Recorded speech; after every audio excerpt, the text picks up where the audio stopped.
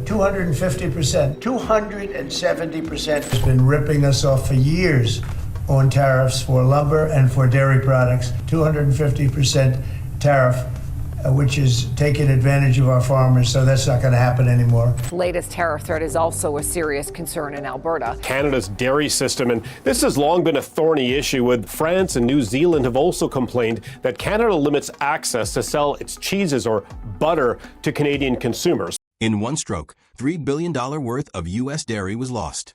Within 2 days, hundreds of. At the Canadian border, containers containing American milk, cheese, and butter were rejected and returned as undesired cargo. The formal justification: tariffs, quotas, and trade regulations. However, this was a political powder keg behind the scenes. One that left U.S. farms reeling and Washington in disbelief.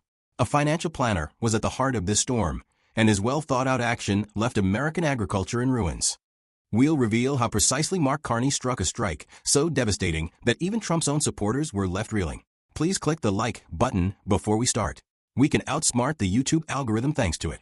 This isn't your typical trade dispute. It's a confluence of hardball economics, international brinkmanship, and overproduction. One that transformed cheap groceries into a covert crisis emblem.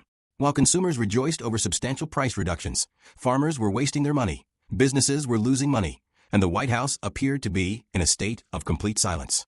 However, as we'll disclose later in this video, a single, seemingly insignificant shipment that was refused turned into the flashpoint that revealed only how fragile the U.S. dairy supply chain really is. Before we continue, make sure to hit the subscribe button. It really helps the channel grow.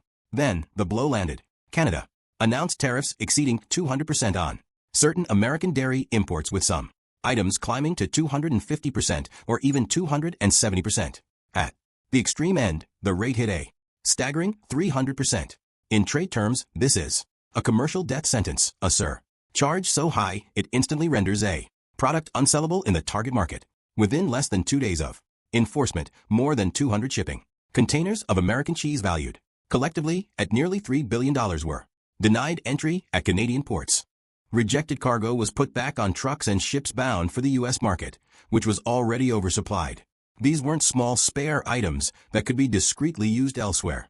The hundreds of tons of dairy in the rejected containers would have filled shop cases for months, and a large portion of it was already nearing the end of its shelf life.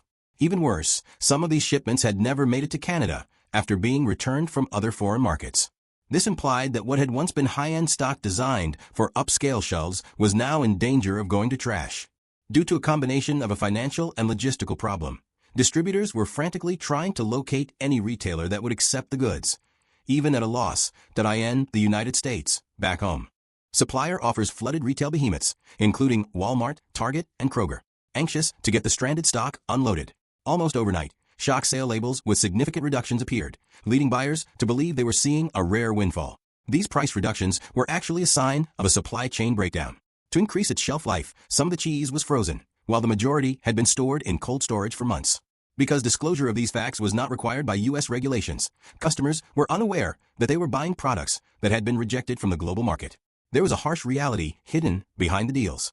The aisle with dairy products has recently become the emerged front as the line of an battleground of an economic conflict. war. To understand the One must go back to intensity of Canada's 1960s, response, when Canada set up one its must look supply back to the control system for dairy, 1960s, poultry, when the and country eggs, established to its comprehend supply the management ferocity of its system for response. dairy, This model poultry, maintains high and import eggs. tariffs This model over strictly predetermined controls thresholds domestic while production enforcing through severe quotas, constraints while on home maintaining high manufacturing. tariffs on Stability, imports beyond constant agreed prices limits. for consumers, The goal is and predictable stability. incomes for Predictable farmers are the incomes for objectives. farmers and steady